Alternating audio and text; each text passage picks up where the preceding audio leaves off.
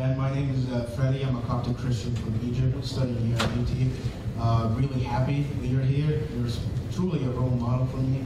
A question, but before I ask the question, I brought something for you. I don't know if I'm allowed. Yeah, sure. But it's for you so you can complete your thug-like videos in the style.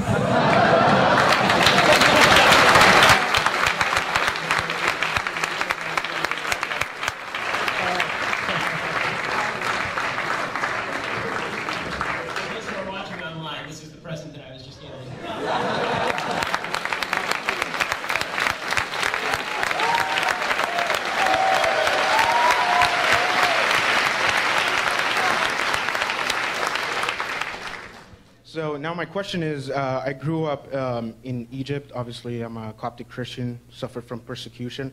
So I came here 5 years ago, and I realized that a lot of people here are easily offended, and they haven't even been through like people burning down your churches. Yes. Yeah, exactly. And like a lot of discrimination that I've faced and all that. And I understand there's a little bit of discrimination, maybe some racism here in the United States, but the left makes it as if it's like really a huge deal, and it's like Saudi Arabia or something like that. So my question is, why especially the younger generation here in the United States are so easily offended, and I'm gonna say it's soft. Yeah, I mean, I think that, as I said in the speech, I think that because people have not been taught what it means to be a good human being, and I think being a good human being means essentially taking responsibility for your actions at root, it's much easier to perceive yourself as a victim. It gives you an easy out. Things are bad in your life, well, just blame somebody else.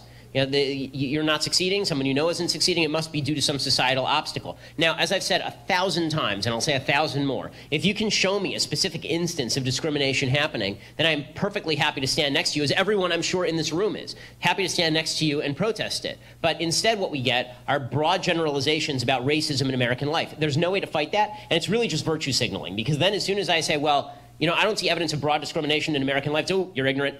Oh, you don't want to look it in the face. You're not acknowledging your white privilege. And it's like, well, no, I like evidence for my propositions. And if you are going to suggest that all of America is racist, then they need to answer your question, which is no. Like, why? Where are you seeing this? There is virtue that has been attributed to victimhood, and when you take away somebody's victimhood, they feel as though you have attacked their identity, which is one of the reasons I think that I get protested on campuses, because I say so often that if you're a woman in America, you're not a victim. If you're a black person in America, you're not inherently a victim. If you're a Jew in America, you're not a victim. If you're LGBT, that doesn't mean you're a victim, right? You have to show me how you were victimized, and then we can talk about whether you're a victim.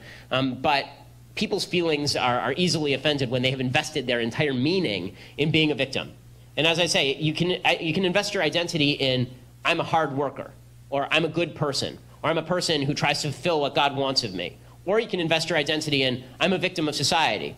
And however somebody threatens your identity, you're going to be upset. And so if I threaten your identity as a victim, or you do for saying, you know, you're not a victim, then you're going to get in hot water with all those people.